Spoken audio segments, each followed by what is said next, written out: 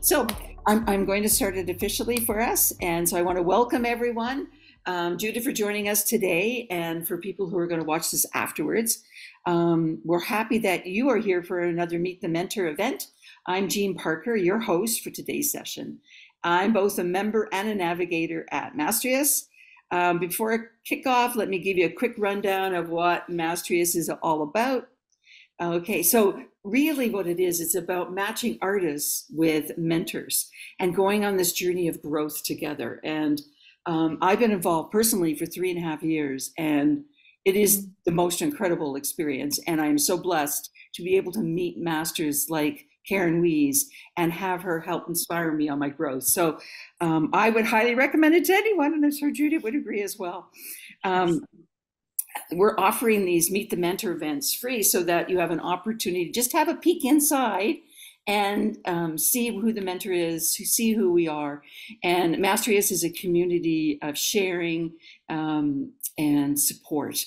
And so, because it takes we always have that saying, it takes a village to actually do anything. And it's so true as an artist, because you sit alone in your own studio a lot.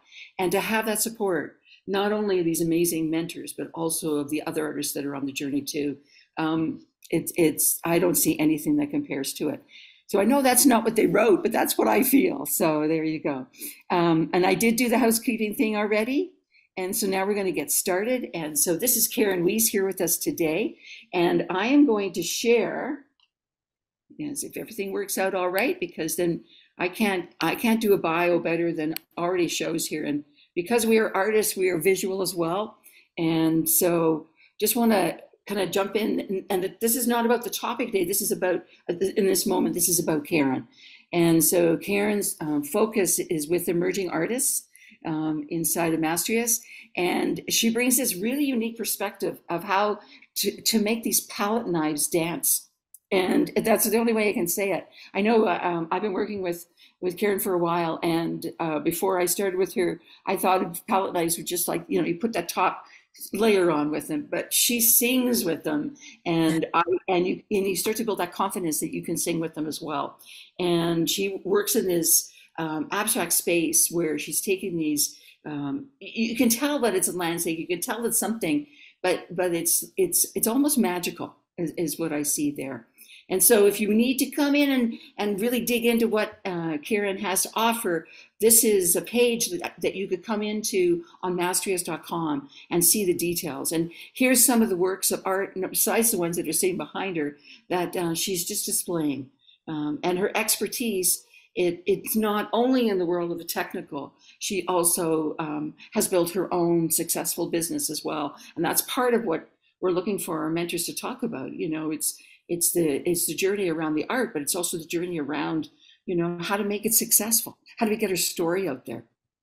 And just the final part on that is, and the reason why we're popping in to say hi to everyone is Karen is offering a brand new mentorship program that starts in June 26th, which is the fourth Wednesday of the month.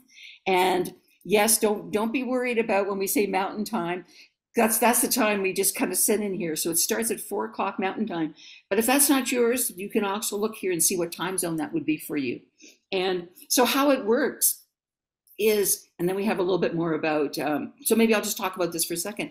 How it works is that we meet with Karen once a month for 2 hours, and it's amazing. And then halfway through the month, we also meet as a group so we can, kind of, what was Karen talking about there? We kind of can get into that stuff. We can talk about tools. We can talk about our art. We can build a community, and so that happens as well. And just a little bit more about Karen here, and this is really where it digs into her traditional bio. So if you're looking for what is the history of who Karen is, right, and where she is, and so it talks about, and I don't know if you popped in early, but Karen was just talking about that she now lives in Florida. But that's not our inspiration, and it's been other parts of the U.S. as well. So we have all of this background, and yes, she has certification coming out of the yin yang here in terms of her background, but really it's a magical touch that she has. So Karen, is there anything else that you want to talk about in your bio that I just kind of jumped around quickly on. You did a great job. Thank you so much. And I have lived in the Carolinas most of my life, but we have recently retired, if you will, to Florida to seek more climate, more warmth all year long. And we play a game called competitive croquet, not your backyard croquet. So those two things really called my husband and I to move to Florida. But I've been influenced by mountains and by the ocean of the Carolinas, and I have developed a style that's more simple than realistic landscape like plein air.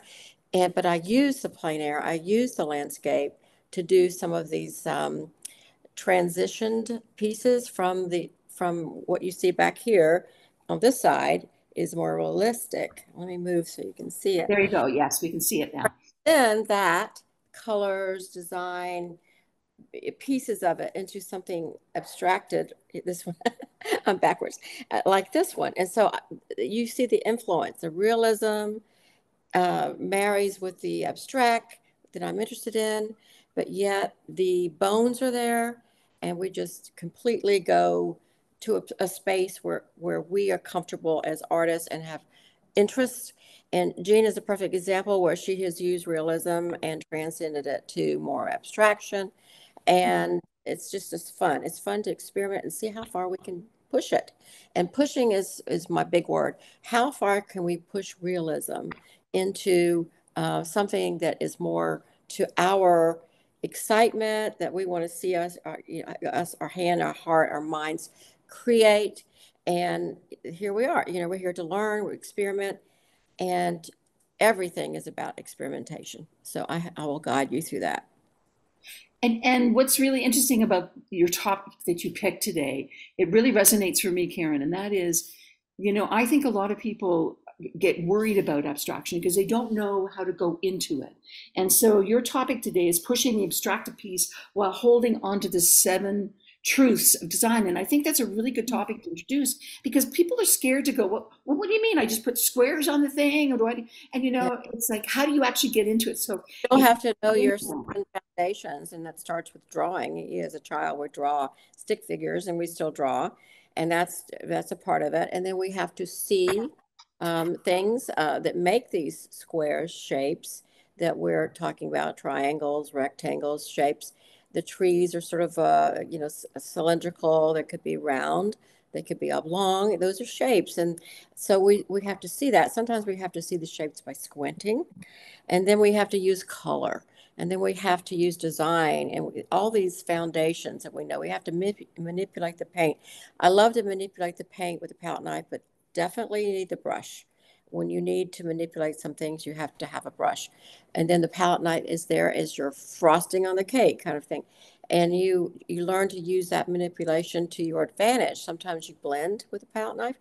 Sometimes you just, like I said, frost the cake with some lively color on top of the brushwork or the blending of the palette knife underneath. I like to blend with the palette knife. Blending it with the palette knife is a lot of fun, and it's fast.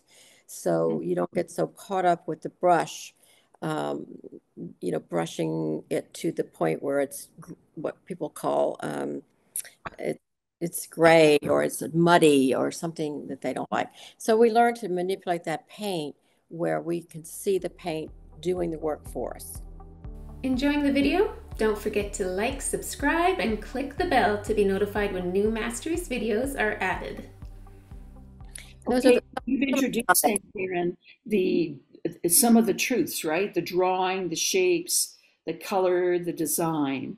Yes, the paint manipulation, the edges. We have to learn how to do the edges. The palette knife and the brush helps us create edges. Sometimes you can create edges with your fingers, or maybe a paper towel or a wet one. There are a lot of ways to do edges, and that's one of the foundational truths for sure. It's to think of line, value, color, definitely seeing the shapes by squinting, manipulating the paint. Those are basically what I'm talking about with keeping those truths sincere to your work. One of the things that I have found in the journey with you, Karen, is that this is also a really easy way to do larger paintings, To right? enlarge the paintings. Yeah. Larger paintings, Because you get because afraid of the size. loose, right? Yeah, people get afraid of big or large scale. So when you learn to manipulate these things, you're not afraid of it anymore. Yeah, yeah. I think that's it. I think but then of course pallets knives will also work on small spaces as well. But I have found with Karen's approach that you can take on a large painting and really make it sing as well. So Yeah, yes. I'll just show you a couple of my palette knives and some of the brushes. They're right here. I mix with this little guy that's kind of beat up. And then sometimes I mix with the ones that I manipulate. These are the ones I call that manipulate the paint. They're long and skinny. And I have, a few of those, and I have some that are even skinnier. And then you have, tools such as brushes that are fatter and thicker or longer and flatter. Here's a longer, flatter one. So then you learn to manipulate that to your advantage. Sometimes you just pounce it, sometimes you drag it. So we'll learn all that. And to know your tools and be able to manipulate them is key to creating confidence. So when you get to that bigger format that you talked about, Jean, you don't feel so intimidated. Yeah.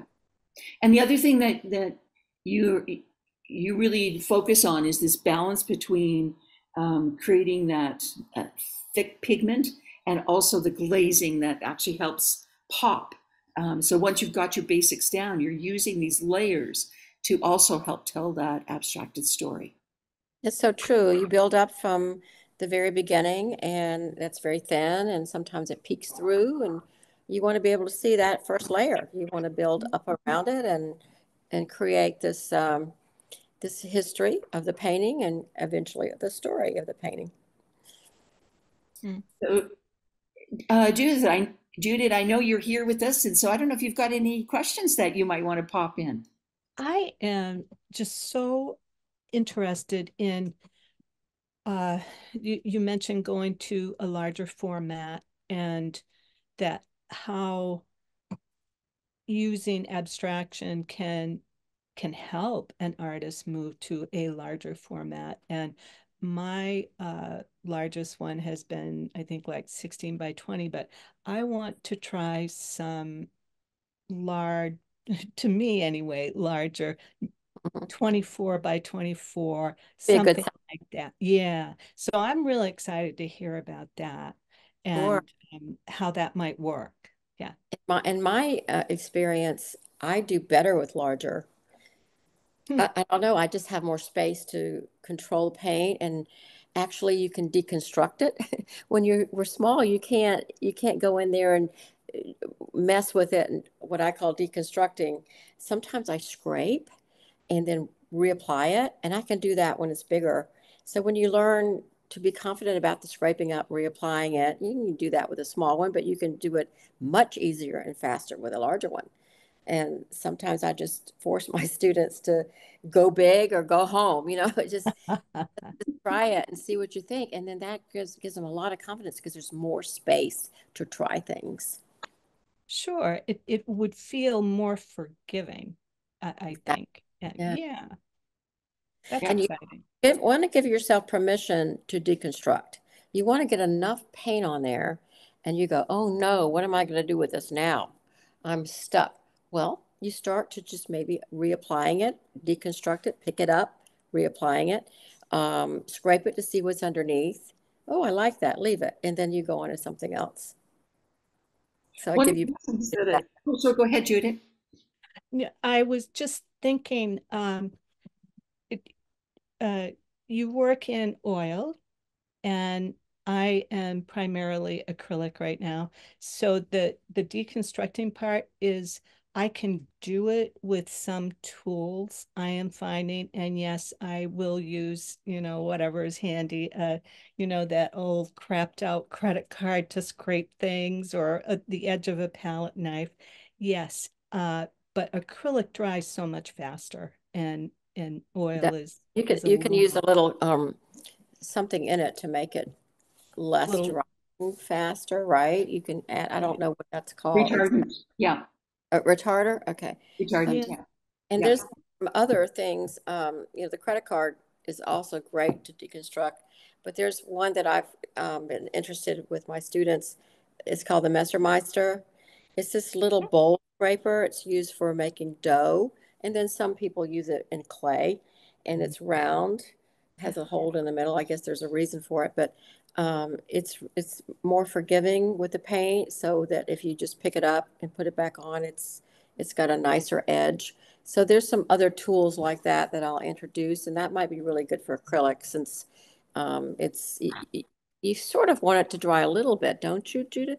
So you can manipulate it, but yet without the underbelly of it being disturbed. I don't know how you work, but there's a key to that, to working, seeing, what could pick up the paint at that time without destroying it with a harder edge of the palette knife or the credit card. So Sure. yeah, there's some other tools, some rubber Great. tools that we can introduce you to.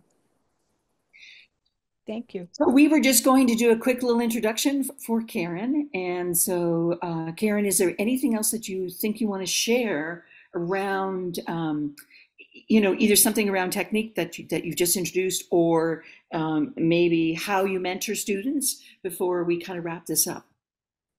Well, I like to take what people are interested in and I listen to them, and I want to hear what they're actually desiring to do. And I think that's one of my things that I'm really in tune to, is listening to you and seeing where you want to go. And then, some tools don't work for everybody. And I try to introduce the things that I think you would be proud to use and excited to put into your work.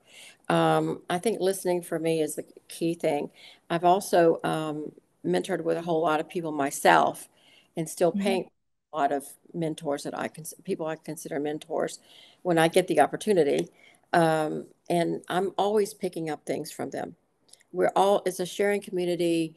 And I can say, well, I was with, uh,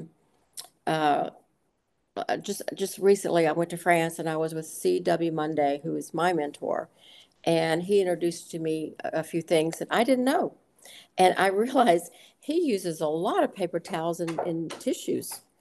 And Mhm. he'll put the tissue on on his finger, and he'll start to draw.